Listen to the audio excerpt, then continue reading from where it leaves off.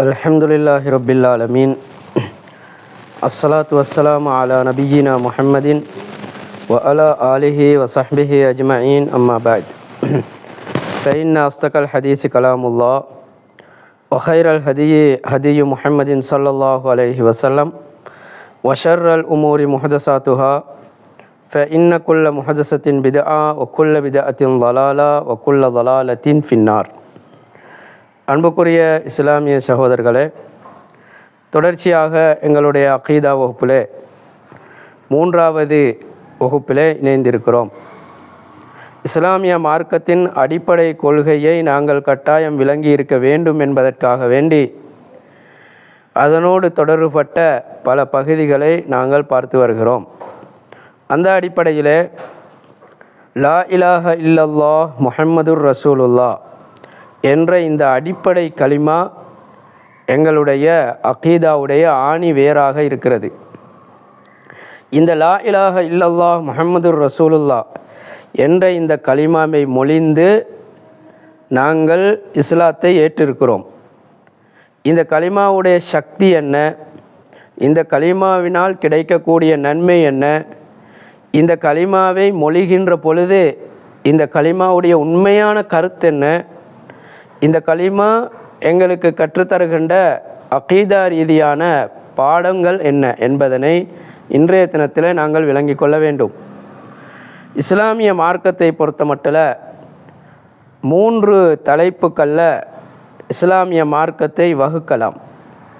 ஒன்று, அடிப்படையான இந்த கொள்கை சார்ந்த லா இலாஹ இல்லல்லாஹ் முஹம்மதுர் ரசூலுல்லாஹ் என்ற கொள்கை என்ற ஒரு பாடம். அடுத்தது, கோட்பாடுகள், விதிகள், வரம்புகள் என்ற ஒரு பாடம். அடுத்தது, வணக்க வழிபாடுகள், அதாவது கொள்கை, கோட்பாடு, வணக்கங்கள். இந்த 3 தலைப்புகளிலேயும் இஸ்லாமிய மார்க்கத்தை நாங்கள் தெரிந்து கொள்ள கடமைப்படுகிறோம்.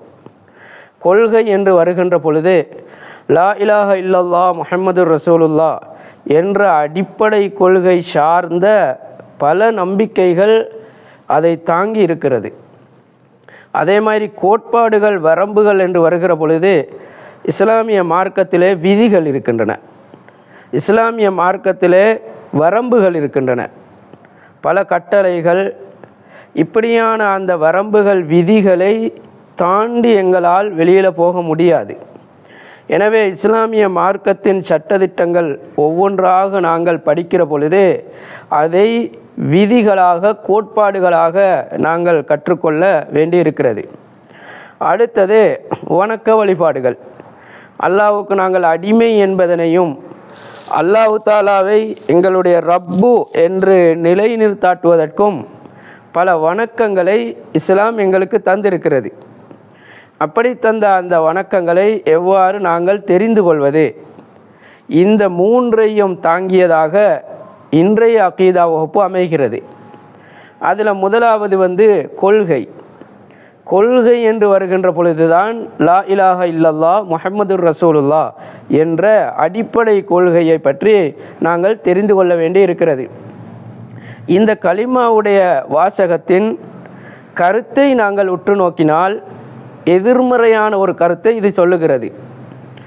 லா இலாஹ இல்லல்லாஹ் முஹம்மதுர் ரசூலுல்லாஹ், இதுக்கு வியாக்கியானம் சொல்ல வேண்டிய அவசியம் கிடையாது.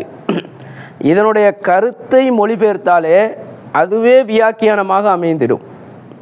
இந்த கலிமாவில் அல்லாஹு தாலா வணக்கத்துக்குரியவன் என்ற கருத்து கிடையாது. அந்த அர்த்தம் இந்த நேரடி அரபு வாசகத்தில் கிடையாது. அல்லாஹ்வை தவிர வணங்குவதற்கு வேறு யாரும் இல்லை. இரண்டும் 2 விதமான அம்சங்கள். அல்லாஹ் வணக்கத்துக்குரியவன் என்றால் அது உடன்பாடான ஒரு கருத்தை சொல்லுகிறது. அல்லாஹ்வை தவிர வணங்குவதற்கு யாரும் இல்லை என்றால் அது எதிர்மறையான ஒரு கருத்தை சொல்லுகிறது. எதிர்மறையான கருத்து என்றால் அதனுடைய அர்த்தம் என்னவென்றால் அவர் 2 லிஸ்ட்டில் வரணும். அல்லாஹ் தாலாவை வணங்கவும் வேண்டும், அல்லாஹ் தாலா அல்லாதவற்றை வணங்காமல் இருக்கவும் வேண்டும். அல்லாஹ் தாலாவை ரப்பாக ஏற்றுக்கொள்ளவும் வேண்டும், அல்லாஹ் அல்லாதவற்றை இலாகாக, கடவுளாக, ரப்பாக ஏற்றுக்கொள்ளாமல் இருக்கவும் வேண்டும். அல்லாஹு தாலா சொன்னதை அவர் ஏற்று நடக்கவும் வேண்டும், அதுக்கு கட்டுப்படவும் வேண்டும். அல்லாஹு தாலா சொல்லாததை அவர் எடுத்துக்கொள்ளவும் கூடாது, ஏற்று நடக்காமல் இருக்கவும் வேண்டும். இந்த 2 லிஸ்ட்லேயும் அவருடைய பேர் வரணும். உதாரணத்துக்கு ஒருத்தர் இருக்கிறாரு, அல்லாவையும் வணங்குறாரு, அல்லாஹ் அல்லாதவற்றையும் வணங்குறாரு, 2யும் செய்கிறாரு.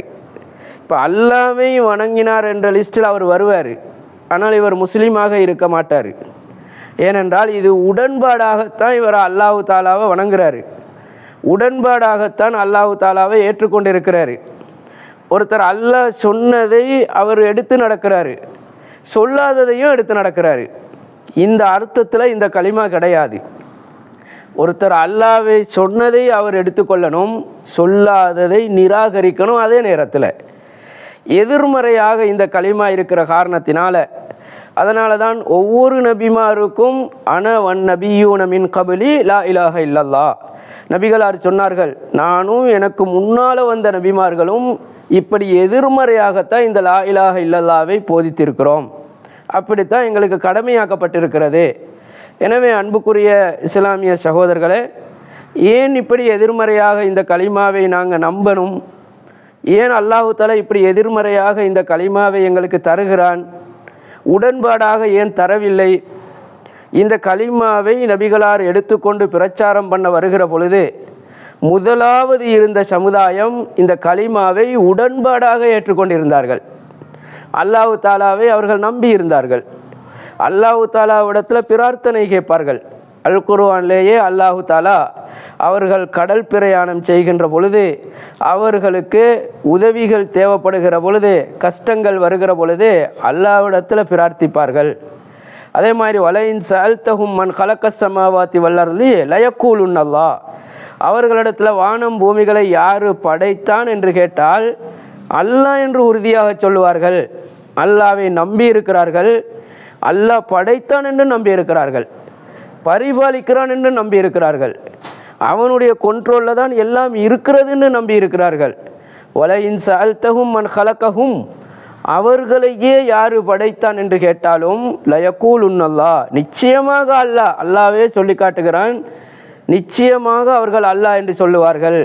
எனவே உடன்பாடாக அவர்கள் அல்லாஹ்வை சரியாகத்தான் நம்பியிருந்தார்கள், ஆனால் எதிர்மறையாக நம்பியிருக்கவில்லை.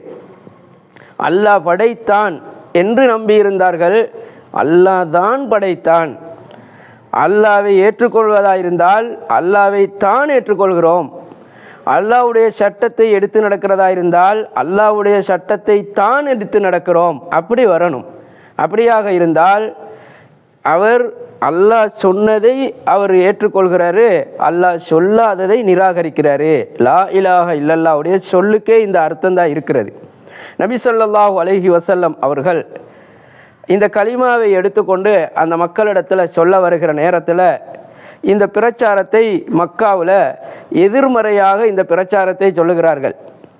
உடன்பாடாக எந்த பிரச்சாரத்தை பண்ணினாலும் எந்த விதமான ஒரு எதிர்ப்பும், எந்த விதமான ஒரு சஞ்சலமும், எந்த விதமான ஒரு அவர்களுக்கு மக்களால் ஒரு தொல்லையும் வராது. நீங்கள் எதிர்மறையாக எதை சொன்னாலும் அதில் பிரச்சனை இருக்கிறது. அதில் மக்களுக்கு மத்தியில் பலவிதமான சோதனைகளை எதிர்நோக்க இருக்கிறது. அது உலக விஷயங்களாக இருந்தாலும் அப்படி நாங்கள் பார்க்கலாம். நான் சொல்லுகின்ற ஒரு கருத்தை நான் சொல்வது தான் சரி என்றால் இதில் 2 அர்த்தம் இருக்கிறது. நான் சொல்லுவது சரி என்ற அர்த்தம் இருக்கிறது, மற்ற அனைவர்கள் சொல்லுகிறது பிழை என்ற அர்த்தமும் இருக்கிறது. இப்பொழுது இப்படி சொல்லுகின்ற பொழுது பிரச்சனை வரும். இந்த ஊருக்குத்தான் நீங்கள் போகணும், வேறு ஒரு ஊருக்கும் போகக்கூடாது, என்னைத்தான் நீங்கள் ஏற்றுக்கொள்ளணும், இந்த கடையில் தான் நீங்கள் பொருட்கள் வாங்கணும், இவருடன் தான் நீங்கள் பேசணும், இந்த மஸ்ஜிதில் தான் நீங்கள் தொழணும், யார் சொன்னாலும் பிரச்சனை வரும். காரணம் என்னவென்றால் இது எதிர்மறையாக ஒன்றை மட்டுமே சரிகண்டு மற்ற அனைத்தையும் நிராகரிக்கிற காரணத்தினால. இந்த ஏகத்துவ கலிமா இந்த அர்த்தத்தில் தான் இருக்கிறது. அதனால் இந்த கலிமாவை சரியாக நாங்கள் எடுத்து வைக்கிற பொழுது எல்லா காலத்திலையும் இதுக்கு ஒரு பிரச்சனை இருக்கிறது. எல்லா காலத்திலையுமே இதை எதிர்க்கக்கூடியவர்கள் இருப்பார்கள். எல்லாத்தையும் சரி கண்டு கொண்டு போகின்ற நேரத்தில் இந்த கலிமாவுக்கு அது சம்பந்தமும் கிடையாது, அதில் எதிர்ப்பும் இருக்காது. நபிகளாருடைய காலத்தில் நபிகளார் இந்த தோரணையில் இந்த கலிமாவை சொல்லுகிற பொழுது அன்றைக்கு மக்காவில் பிரச்சனை வெடிக்கிறது. காஃபிர்களுக்கு மத்தியில் கிட்டத்தட்ட 69,000 காஃபிர்களுக்கு மத்தியில் நான் சொல்கிறதைத்தான் நீங்கள் பின்பற்றணுமெண்டா எப்படி இருக்கும்? நான் சொல்லுகின்ற ரப்பு மட்டும்தான் ரப்பு, மற்ற அனைத்தையும் நிராகரிக்கணுமெண்டா எப்படி இருக்கும்? அவர்கள் லாத்து மனாத்து உஸ்ஸா என்று காலாகாலமாக பல 100 வருடங்களாக அதிலே மண்டியிட்டு காலுண்டி இருந்த, அதிலே அவர்கள் லயித்து போனவர்களுக்கு இப்படி எதிர்மறையாக ஒருத்தர் வந்து சொல்லுகிற பொழுது அந்த எதிர்ப்பு எந்த அளவுக்கு இருந்திருக்கும் என்பதனை நாங்கள் புரிந்து கொள்ள முடிகிறது.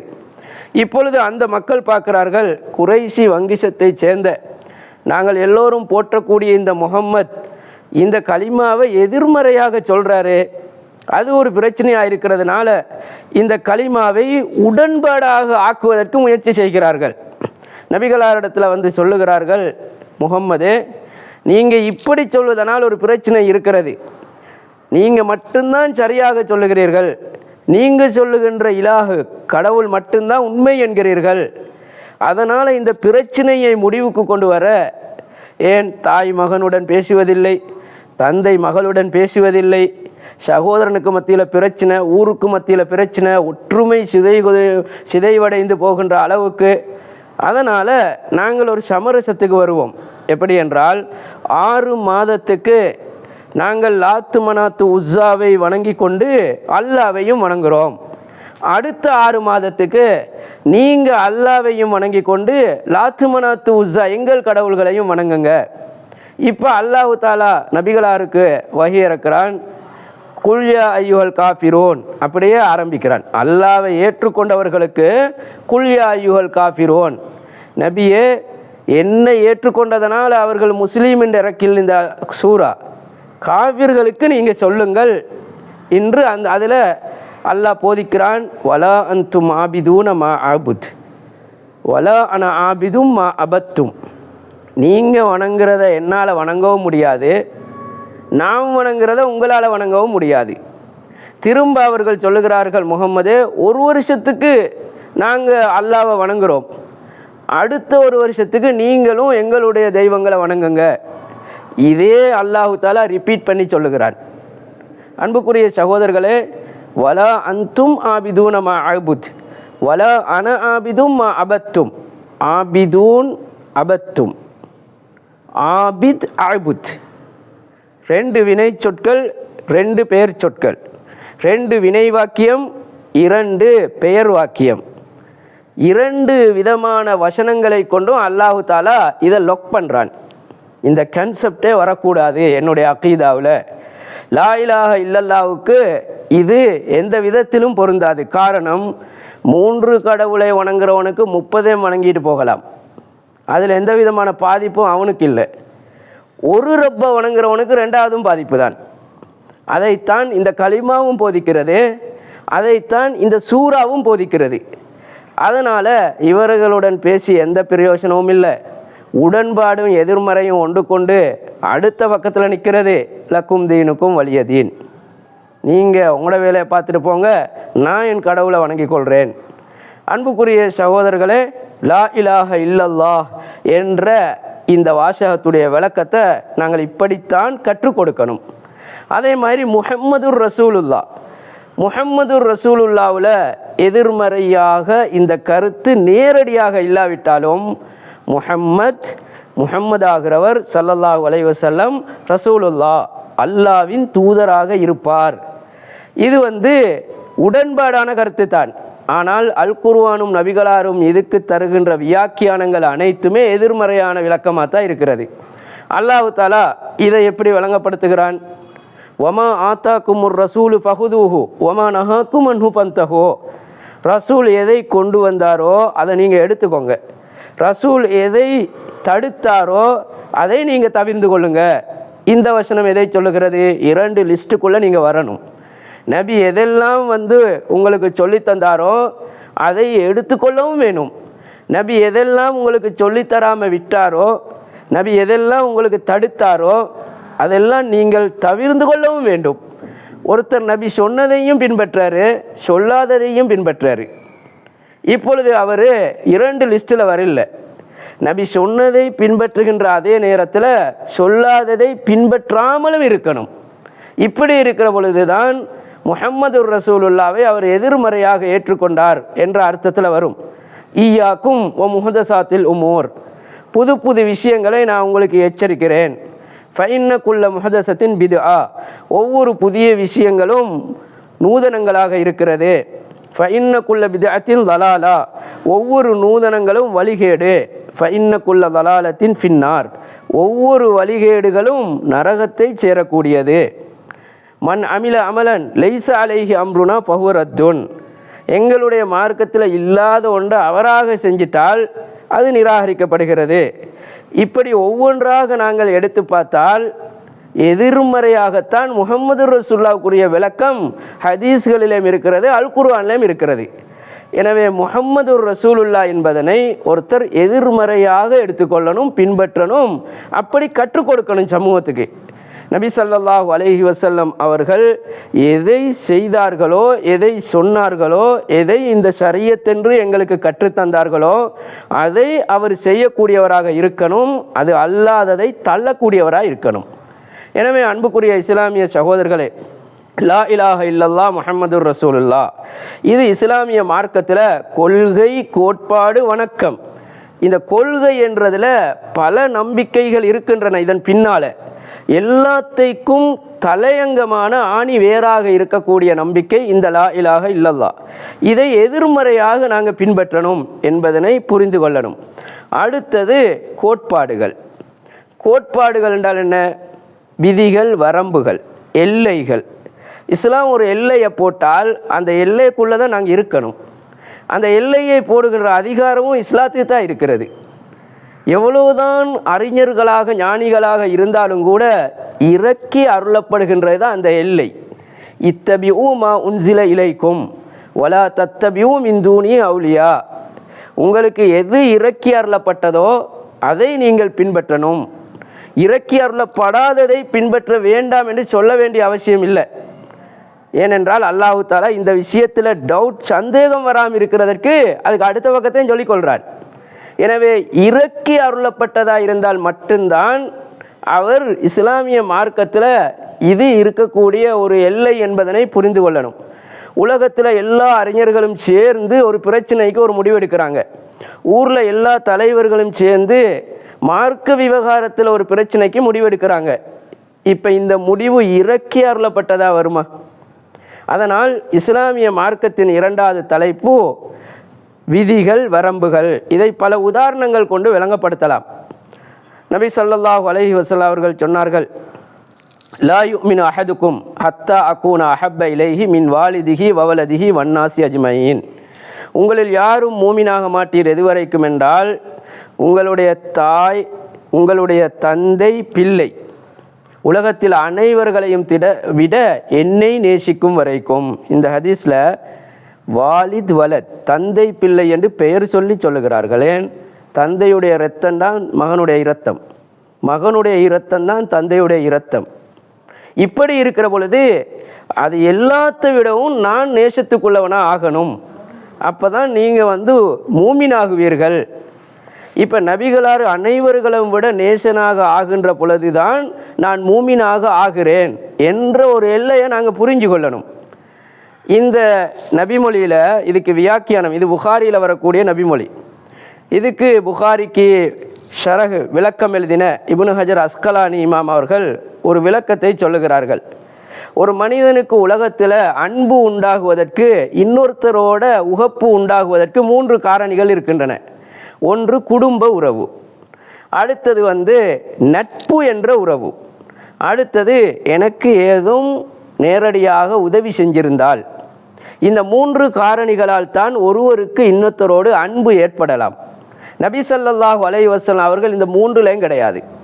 எங்கள் யாருக்கும் நபிகளார் குடும்பம் கிடையாது. நபிகளார் எங்களுடைய யாருக்கும் டிரெக்டாக நண்பர்களாக அப்படியும் கிடையாது. நபிகளார் எங்களுக்கு நேரடியாக என்ன உதவி உலக சம்பந்தப்பட்ட என்ன உதவி செஞ்சிருக்கிறார்கள்? இந்த மூன்றில் இல்லாதவர் தான் சொல்கிறாரு, இந்த மூன்றிலேயும் இருக்கிறவனை விட நான் உங்களுக்கு உகப்புள்ளவனை ஆகணும் என்றால் நபிகளாருக்கும் எங்களுக்கும் உள்ள உறவு வஹியுடைய உறவு. இந்த வஹியுடைய உறவு இந்த மூணையும் முந்தணும்.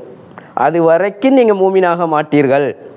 இது இஸ்லாமிய மார்க்கத்தில் ஒரு விதி, ஒரு கோட்பாடு. இந்த கோட்பாடு எங்கள் எல்லோருக்கும் இருக்கணும் என்பதனை இந்த உதாரணத்தினூடாக விளங்கலாம். அதே மாதிரி மன் தஷப்பஹ பிகௌமின் ஃபஹுவ மின்ஹும், யார் ஒரு சமுதாயத்துக்கு ஒப்பாகிறார்களோ அவர் அந்த சமுதாயத்தை சேர்ந்தவர்.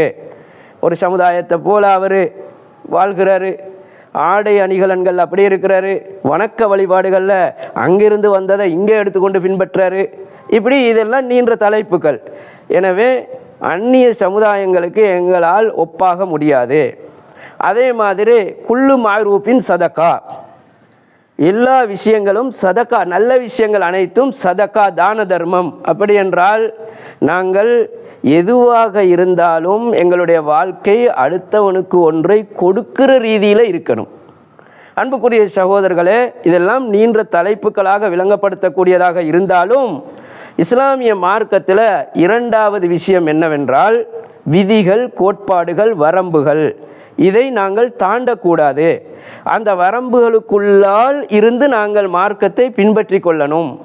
ஒவ்வொரு ஹதீஸையும் ஒவ்வொரு அல் குர்ஆன் வசனத்தையும் நாங்கள் இந்த கண்ணோட்டத்தில் நாங்கள் எடுத்துக்கொள்ளணும். அந்த நேரத்தில் தான் இந்த தலைப்புக்குள்ள நபிகளாரை சரியாக பின்பற்றக்கூடிய மூமீன்களாக எங்களுக்கு வகுத்து கொள்ள வாய்ப்பு இருக்கிறது. மூன்றாவது வணக்கம், இபாதத். வணக்கம் என்றால் என்ன? அல்லாஹு தாலாவை ரப்பாக நான் ஏற்றுக்கொள்வதற்கு எனக்கு எந்த விதமான அறிவும் கிடையாது. அந்த ரப்புல் ஆலமீன் என்னை அடிமையாக படைச்சிருக்கிறான். அடிமை என்றால் ஒரு பொருள், அவனின் பார்வையில் நான் ஒரு பொருளுக்கு சமன். அந்த நிலையை காட்டுவதற்கு அல்லாஹு தாலா வணக்கங்களை ஏற்படுத்தி இருக்கிறான். இதை நாங்கள் எப்படி புரியணும் என்றால், நபிகளார் ஒரு நாள் சஹாபாக்களுக்கு மார்க்கம் போதிக்கின்ற பொழுது ஒருத்தர் வருகிறார். வந்து அல்லாஹ்வின் தூதரே, எனக்கு இஸ்லாத்தை சொல்லித்தாருங்கள்.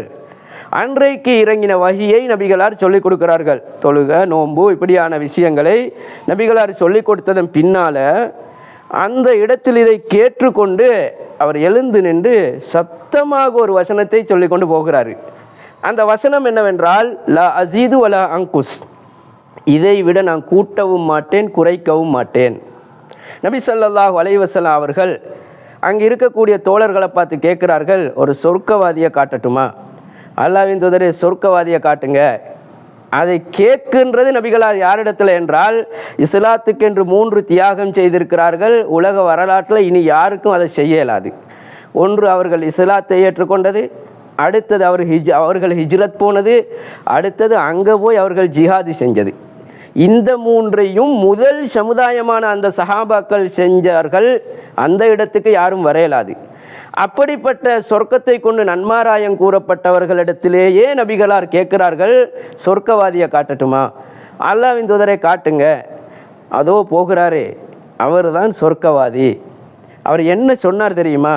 நான் சொல்லித்தந்ததை விட கூட்டவும் மாட்டேன், குறைக்கவும் மாட்டேன். இன் சதக, இந்த கருத்தில் அவர் உண்மையாளராக இருந்தால் என்றால், இதே மாதிரி வாழ்ந்து காட்டினால் அவர் சொர்க்கவாதி. அன்புக்குரிய சகோதரர்களே, இந்த முடிவை எனக்கும் எடுக்கலாம், உங்களுக்கும் எடுக்கலாம். நபி ஸல்லல்லாஹு அலைஹி வஸல்லம் கொண்டு வந்த மார்க்கத்தில் நான் கூட்டவும் மாட்டேன், குறைக்கவும் மாட்டேன் என்று நான் இப்போ சொல்லி கொண்டிருக்கிற பொழுதே உங்களுக்கும் முடிவெடுக்கலாம். ஆனால் வாழ்ந்து பாருங்கள். வாழ்ந்து பார்த்தால் பல்லாயிரம் பிரச்சனைகளுக்கு ஆளாக வேண்டி வரும். வாப்ப மகனோட பேச மாட்டேன் என்பார்கள், அல்லது தாய் குடும்பத்தில் இருக்கிறவர்கள் நட்புகள் இல்லா போகும், உறவுகள் இல்லா போகும். பல விஷயங்களில் எங்களை ஒதுக்கி வைப்பார்கள், ஊரை விட்டு நீக்குவார்கள், சமுதாயத்தில் ஓரங்கட்டி பல பட்டப்பேர்களை சொல்லி வைப்பார்கள். இதுக்கெல்லாம் முகம் கொடுக்க தயாராக இருந்தால்தான் நபிகளாரை பின்பற்ற முடியும் என்பதனை இந்த சம்பவம், புகாரியில் வரக்கூடிய இந்த சம்பவம் எங்களுக்கு சொல்லுகிறது. அதே மாதிரி இப்னு உமர் ரலியல்லாஹு அன்ஹு அவர்களுக்கு ஒரு சம்பவம், 2 சம்பவம். தன்னுடைய வாப்பா உமர் ரலியல்லாஹு அன்ஹு அவர்களோட ஒரு சம்பவம், மகன் இப்னு உமர் ரலியல்லாஹு அன்ஹு அவருடைய மகன் அவரோட ஒரு சம்பவம். தன்னுடைய வாப்பா உமர் ரலியல்லாஹு அன்ஹு அவர்களோட என்ன சம்பவம் என்றால், ஹஜ்ஜி செய்கின்ற பொழுது தமத்து, கிரான், இஃப்ராத் 3 முறைக்கு இஸ்லாத்தில் ஹஜ்ஜி செய்ய முடியும். உமர் ரலியல்லாஹு அவர்கள் ஒரு காலத்தில் தமத்து முறைக்கு ஹஜ்ஜி செய்வதை தடை செய்கிறார்கள். தமத்து என்றால் இங்கிருந்து உம்ராவுடைய நியத்தோட மட்டும் போய் உம்ராவை முடிச்சுட்டு ஹஜ்ஜுடைய காலம் வருகிற பொழுது அதுக்கு வேறையாக இஹ்ராமுடைய நியத்தை வச்சு இஹ்ராம் அணிதல். ஆனால் அன்றைக்கு இருந்த சஹாபாக்கள் பெரும்பாலும் இஃப்ராதுடைய நியத்தில் தான் ஹஜ்ஜி செய்வார்கள். உம்ராவுக்கும் ஹஜ்ஜிக்கும் சேர்த்தே நியத்து வச்சு கொண்டு போகிறது, அதில் குர்பானி வராது. இந்த நேரத்தில் அவர் தமத்துவை தடை செய்கிற பொழுது மகன் இப்னு உமர் ரலியல்லாஹு அவர்கள் சொல்லுகிறார்கள், நான் தமத்து தான் செய்வேன். பக்கத்தில் இருந்த சிரியாவை சேர்ந்த ஒருத்தர், உட்காருங்க, இருங்க, இப்படி சொல்ல வேணாம், வாப்பா அமீருல் மூமினின் சொல்லுகிறாரு, ஜனாதிபதியுடைய கட்டளை மாதிரி ஒருத்தர் விளங்கப்படுத்துகிறாரு. மகன் சொல்லுகிறார், நபிகளார் அனுமதித்திருக்கிறதை என் வாப்பாவுக்கு தடை செய்ய என் அதிகாரம் இருக்கிறது. உமர் ரலியல்லாஹு அவர்களுக்கும் அப்போ தான் விளங்குது இப்படி ஒரு ஹதீஸ் இருக்கிறது. விளங்கின உடனே அவரும் மாறிக்கொள்கிறாரு, அது வேறு விஷயம். அன்புக்குரிய சகோதரர்களே, இதே மாதிரி அவருடைய மகனுடன் ஒரு சம்பவம். இப்னு உமர் ரலியல்லாஹு அவருடைய மகன் பெண்கள் பள்ளிக்கு வருவதை தடை செய்கிறார்கள். இப்னு உமர் ரலியல்லாஹு அவர்கள் சொல்லுகிறார்கள், நபிகளாரிடத்திலிருந்து நான் கேட்டிருக்கிறேன், லா தம்னஉ இமா அல்லாஹி அலல் மசாஜித், பெண்கள் பள்ளிக்கு வருவதை தடை செய்ய வேண்டாம். மகன் சொல்லுகிறாரு, காலத்துக்கு பொருத்தம் இல்லை, பெண்கள் இருளில் வருகின்ற பொழுது பலவிதமான இன்னல்களுக்கு ஆளாகுவார்கள், இந்த காலத்துக்கு பொருத்தம் இல்லாண்டு அவருடைய அறிவை வைத்து முடிவெடுக்கிற பொழுது இப்னு உமர் ரலியல்லாஹு அவர்கள் சொல்லுகிறார்கள், நபிகளார் சொன்னதை நான் பேசிக்கொண்டிருக்கிறேன், உன் செய்தியை நீ பேசிக்கொண்டிருக்கிறாய், இன்றிலிருந்து இந்த மாதிரி விஷயங்கள் என்னுடன் பேச வரக்கூடாது. அன்புக்குரிய சகோதரர்களே, இந்த இப்னு உமர் ரலியல்லாஹு அவர்களுக்கெல்லாம் சுவர்க்கத்தை கொண்டு நன்மாராயம் கிடைப்பதற்கான காரணிகள் இது. ஒரு ஹதீஸுக்காக வேண்டி வாப்பாவை எதிர்க்கிறாரு, இன்னொரு ஹதீஸுக்காக மகனை எதிர்க்கிறாரு. அதனால் தான் லா யுமினு அஹதுக்கும் ஹத்தா அகூன அஹப்ப இலைஹி மின் வாலிதிஹி வவலதிஹி, நபிகளாரை விட வாப்பாவை நேசித்தாண்டு காட்டுறாரு. இந்த வாப்பாவை விட நபிகளாரை நேசித்தாண்டு காட்டுறாரு, மகனை விட நபிகளாரை நேசித்தாண்டு காட்டுறாரு. இதனால் தான் வணக்கம் என்பதை நாங்கள் எப்படி புரிந்து கொள்ளணும் என்றால், நபி ஸல்லல்லாஹு அலைஹி வஸல்லம் அவர்களை நேசிப்பதற்காகவும் அல்லாஹு தாலாவை நாங்கள் கட்டளையாக உறுதியான முறையில் ஏற்றுக்கொண்டிருக்கிறோம் என்பதனையும், அல்லாஹ்வுடைய கட்டளையை இப்படித்தான் நான் எடுத்து நடப்பேன் என்பதனையும் காட்டுவதற்கான ஒரு வழிமுறை தான் இந்த வணக்கமாக இருக்கிறது. இந்த வணக்கத்தை நாங்கள் இந்த வடிவத்தில் நாங்கள் தெரிந்து கொள்ள வேண்டும். எனவே இஸ்லாமிய மார்க்கத்தை பொறுத்தமட்டில் கொள்கை, கோட்பாடு, வணக்கம். கொள்கை என்று வருகிற பொழுது அடிப்படை கொள்கை லா இலாஹ இல்லல்லாஹ் முஹம்மதுர் ரசூலுல்லாஹ், அதை எதிர்மறையாக நாங்கள் ஏற்று நாங்கள் நடந்து கொள்ளணும். அடுத்தது கோட்பாடுகள் என்றால் விதிகள், வரம்புகள். அந்த விதிகளை எங்கள் நடைமுறை வாழ்க்கையில் நாங்கள் எதை செய்ய வேண்டி வந்தாலும், திருமணங்கள், மரணங்கள் எதுவாக இருந்தாலும் அந்த வரம்புகளை தாண்டக்கூடாது.